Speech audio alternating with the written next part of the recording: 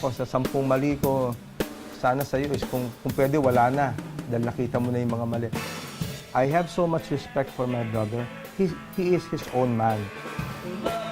I don't have reasons para mawala sa tamang landas is because of his support and unconditional love sa akin.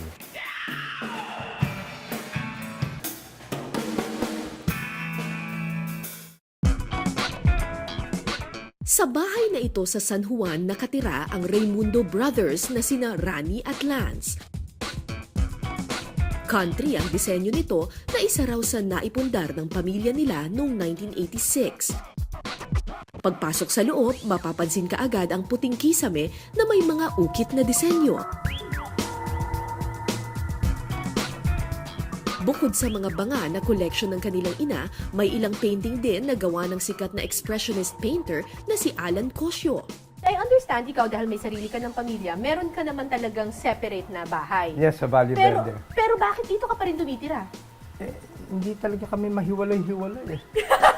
It started out na his family would visit us for Sunday swimming. Oo. Tapos sasabihin ni mom and dad, I'll spend a few more days. Oo. Tapos napapasarap na. And whenever they go home, they get lonely, we get lonely. And So- since, it's just me naman and him and his family. So he has two kids. someone's renting my house there. Yeah, they decided to move in. Tapos, ang maganda pa sa house niyo, kaya it has that homey feel, ang dami-daming photos. Ang mga blast Mga from mga memories. blast, O mga sige, blast tingnan from the natin past. isa-isa. Who's that other guy in glasses? Oh, that geek. Yeah, mukhang geek. Well, that nerd is this good-looking guy beside us. Ikaw yan, Lance? Yeah. Iba yung itsura mo. I was talking about myself. Hindi ka mukhang dyan. Hindi, yun Mukhang kilabot ng kolehiyala dyan, Rani. Nasa high school pa lang si Rani, sanay na raw siyang tilian ng mga kababaihan, lalo na noong mapabilang siya sa grupong Kundirana ng De La Salle University noon. Mga batchmates ko dyan si Ogie tsaka si Ding Dong. We were the three tenors. First year high school ako. Ding-dong avansado, ha? Yes. Noong first year high school ako, meron akong kadate. Nanonood ako ng Kundirana. Sinabi ko, and you know this. Sabi, Yes. Alam mo, next year ako papalitan ko yung drummer na yan. So I auditioned and I became the drummer.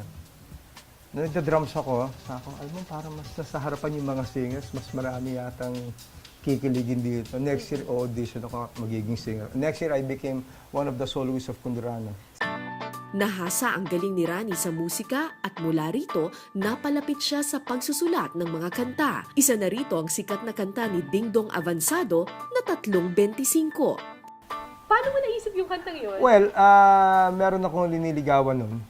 And kaya nga ako nagpapasalamat ako sa maraming kababaihan dahil sa kanila yung nagkaroon ako ng mga hanap buhay tulad ng paggawa ng kanta.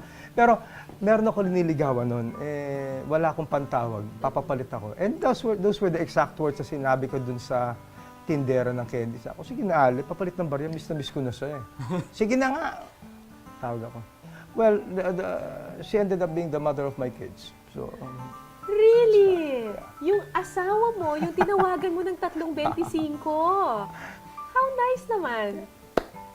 Swerte naman. Ba't hindi ikaw yung kumanta? Bakit si Ding Dong Avansado? well, si Ding Dong, porket kaklase ko at kasama ko sa Kundirana, sinabi niya, alam mo, meron akong gagawing album.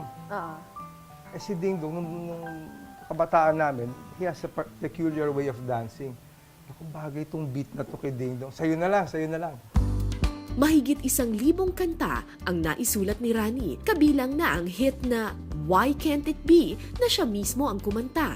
Anong pakiramdam no nung kasikatan ninyo na OPM, tapos ang daming tumitili sa inyo, kayo, kilabot ng mga kolehiyala? Yeah, napakasarap. Ngayon yung mga koleyala yon, sila ngayon yung mga nanay ng mga koleyala ngayon. Anong pinaka na-enjoy mo nung time na you were really, really up there? Well, it's the same thing na na-enjoy ko ngayon. Never kasi ako naman naging alipin sa yung aking career, it never really stopped. It just changed its shape. Ang in-enjoy ko is the entire thing kasi I love to entertain, I love to play, and ang bonus na I get paid to do those things. Sa kasikatan ni Rani, hindi maiwasan ni Lance na hangaan ang kanyang kuya at sumunod sa yapak nito.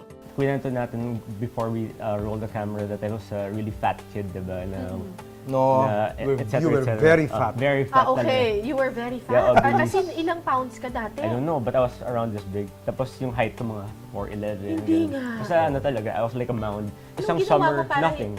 One summer, I just grew up and overcame asthma, etc. And just became a taller, leaner guy. Yung feeling kong impossible dream na magiging katulad ko si Kuya, diba? Pwede na ata to. So all of a sudden, I started writing my own songs as well. Have you ever felt like dancing, but nobody's there to take your hand? And have you ever felt like crying, cause nobody's there to understand? You know, Bukod sa pagiging magkapatid, ang bagay na nag-uugnay sa kanilang dalawa, musika. Love and fascination.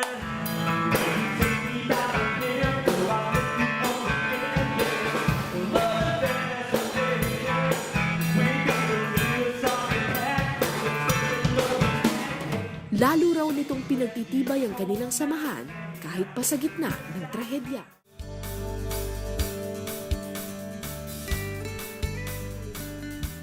Ang pribadong silid ni Lance Raimundo, tahanan din ng kanyang paboritong koleksyon. Kabilang narito ang mahigit 2,000 original DVDs na mula pa raw sa iba't ibang bansa. Any country I go to, I have their local films. So I have a bunch of foreign Pero movies ngayon there. naman pwede mo nang i-download Pero all those things. for me, downloading is different from owning the actual Right, DVD. right. Parang I'm still old school in that sense. At bakit ang daming prints? Sa music naman, siya yung idol ko. Kasi he's a multi-instrumentalist, like my brother. He plays every instrument also. And speaking of being very, very sentimental, Yes. Tell me something about these things. Ito mga trolls to, di ba? Nauso Yeah. to dati eh. This one, Noong mga 90s. they came from Norway, and my friends are all afraid of it. Pero I like trolls. Di ba yung troll dito yung cute? Yeah. Tapos when I went nga to that antique store in the States, nakita ko na yung original trolls pala really look like this. Ito pala yung Nakakatakot they're naman. not cute. So I decided to buy 2 because they're kind of expensive. Di ko kaya ng mas marami. Ito naman, I made it myself. Oh, cute! Tulad ng kanyang kuya, nahilig din si Lance sa musika. Pero di nagtagal ay nauwi na rin siya sa pag-arte sa harap ng kamera. To be honest, naging idolo ko talaga si Kuya growing up. And yung pagkakapasok ko was kind of unique as well because I never told the family. I didn't ask help from my mom na dating artista or kuya ko na si Rani Raimundo. The way dad raised us is like you make your own success. Na we don't ride on the success of others para mas fulfilling pagtanda namin. So ginawa ko, nagsulat ako ng sariling mga kanta. Hinanap ko lang yung address ng Viva. Tapos kumatok ako. Tapos nagpakilala akong first name lang without saying I'm Raimundo. Sabi ko, ay, Boss Vic, model po ako. Pero I have a CD, you might want to listen to it. Okay. And then he's like, oh, sige. And he went inside the desk. He's like, I'll listen to it one of these days and just leave your number. And did he ever listen to it? Inosente ako. Di ko alam yung how you go. Like, Yeah. you're supposed to Yeah. look up to the boss, etc. Sabi ko, sir, now na. Now na! Sabi ko, I don't wanna, I'm paranoid kasi sir. Tapos naaliw. Sabi, ano mo, iho? Ang kulit mo ha? Hindi, sabi niya, interesting pagkatao mo ha. Ito, kontrata. Kung pangat music mo, gawin kitang artista. Natawa siya, on the spot, may kontrata ako. And then I called Kuya. I was like, Kuya, I have a problem. I'm a Viva artist. I don't know what to do. Doon na pumasok yung guidance ni Kuya. Sa Dubai lang punta ko na hindi sa Jupiter. Para hindi naman ako babalik. Bukod sa paggawa ng musika, higit na pinagtutuunan ng pansin ni Lance ang paggawa ng independent films na humubog daw sa abilidad niya bilang isang aktor. Hindi ka ba nai-insecure na ang galing na songwriter ng kuya mo, tapos papasukin mo yung parehong industriya na... Luckily, it doesn't work that way sa aming magkapatid. Kasi we have our own lives naman. So, kung saan ako umabot, that's my personal story. So, we don't wanna compare it because we're happy for each other. And my life is more of being an actor naman. Usually, pag pumapasok sa showbiz, para may trabaho, para kumita, pero kayo hindi yun ang driving force ninyo. no, it was never that. Yung sa amin talaga, it was the love of the craft. Singing, music, acting. Yeah, and Yun talaga. for us kasi, if you're given that gift, that's very elusive. Not everybody is given that certain gift naman by God, di ba? So parang it's our way of showing our appreciation to share that gift to others by being entertainers. Marso nitong taon nang maaksidente si Lance matapos madaganan ng barbell ang kanyang muka habang nag-eehersisyo sa isang gym. Halos burahin na raw nito hindi lang ang kanyang muka, kundi pati na rin ang kanyang mga pangarap. Yung Ano yung doctor- mga una mong naisip nung time na talagang bumagsak sa mukha mo yung mabigat na bag? At that time, I knew na mamamatay na ako. Kasi mararamdaman mo yun when you're leaving na. So parang may vacuum na humihila sa akin. Naalala ko si mom, si dad, si kuya. And I didn't want to hurt them or give them a tragic experience. Kaya ako kumapit talaga, not to die. Nung nalaman mo yun, Rani, na nangyari yan sa kapatid mo, You know, I'm trying to forget that morning. Yung umagang yun ang pinakamasamang gising ko. Tumakbo ako sa hospital to see him for the first time. You know, that's how God works also. You know, when I was looking for that guy na naka-aksidente, all the while katabi ko pala. Hindi ko siya nakikita, makita. So mabuti na rin. pero aksidente na. Aksidente It's just talaga an yun. accident. This is why I'm so proud of my brother. Una-una, with all these interviews at he never exposed kung saan nangyari. Tapos hindi siya naghabla. I actually overheard that they doubt they could make me look normal again. Na Not I'm gonna even look good, not but even look look good, normal. look normal. And when I looked through the mirror, nakita ko that I'm a good person. I could still survive and live a meaningful life regardless how I look. So sinabi ko sa doktor, like, Doc, I just want to survive. Kahit na ikapangat ko palalo, just make me live, do whatever you want. And so the doctors were confident na yung hindi nila, naku, wag mong ganyan masyado, baka pumangat. They did what they had to do. So how I look now is a bonus na lang for me. Sa tulong ng kanyang pamilya, muling luminaw ang mga plano ni Lance sa buhay at nagsilbing inspirasyon sa marami.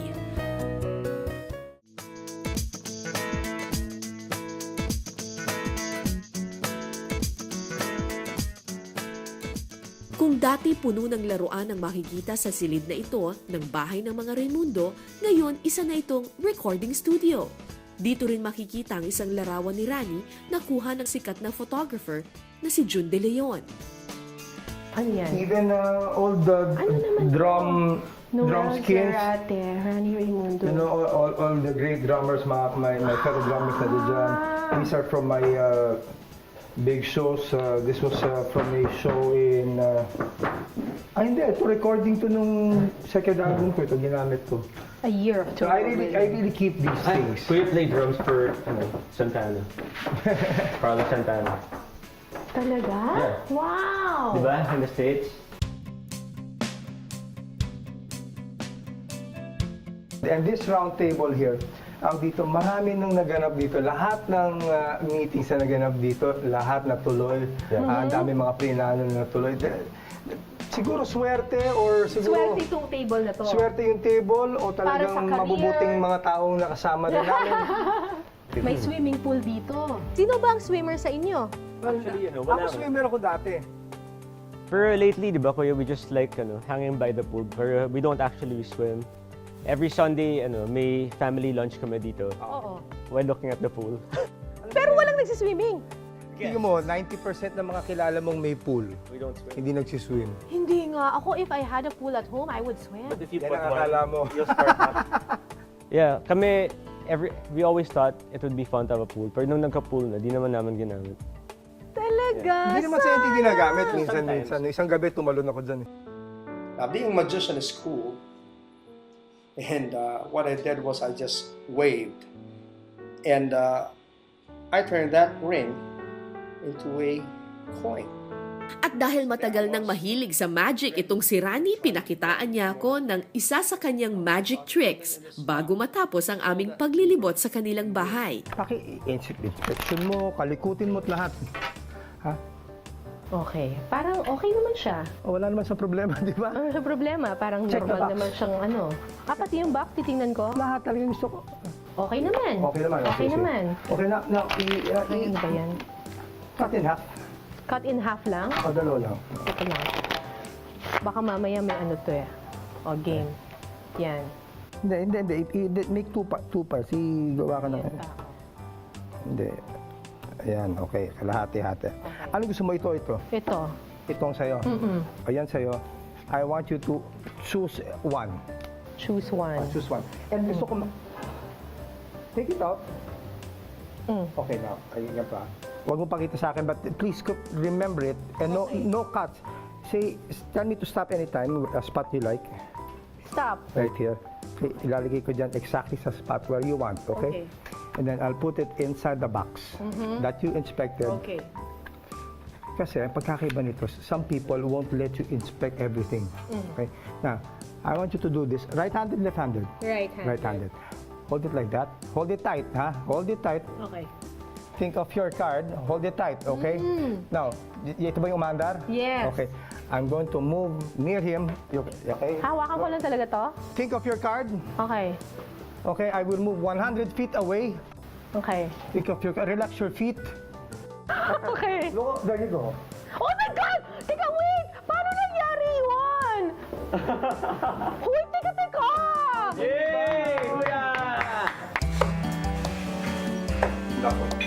Kahit na may sariling pamilya na si Rani, wala raw pagbabago sa turingan nilang magkapatid. Katunayan, lalo pa nga raw itong tumitibay. I think because of the age gap, no, malaki talaga. Ang pag-uunawa ni Rani kay Reggie, I call him Reggie, that's his real name, ay super. Ganon din naman si Lance, when he look up his brother, love is there, at saka respect is there. Itong isang bagay na gusto ko i-share sa inyo lahat. Bihira namin ikwento to. At I'm sure kahit na ikaw mismo mawiwirduhan ka. With God as our witness, kami magkapatid, believe it or not, sa buong buhay ko na dumating siya sa buhay namin, never pa kami nag-away niyan. Oh. Kahit na yung, alam mo, naiinis ako sa'yo kahit ganun, it just never happened. Hindi ka ba nagsiselo sa kanya na mas nasa limelight siya ngayon compared to you? Ito, I'll give it to him. Kung meron, ito, one thing that I'm very proud of also in my life, kung titignan mo siguro, i-google mo ang ibig sabihin ng kuya, alam ko sa puso ko na ako unang lalabas sa search. So anything na maganda sa kapatid ko, ako unang-unang masaya. Talaga? Sana may natutunan Seriously, ka. si Kuya, he's the epitome of what a Kuya is supposed to be. Because a Kuya is, not just like a big brother na superior, but also your friend, your best friend, and your confidant. So lahat yun. And the reason why I am what I am today is because of his support and unconditional love sa akin. Well, thank you very much. Your brotherhood is an inspiration to a lot of people. Ay, salamat. Thank Salamat. you very much. And good Thank luck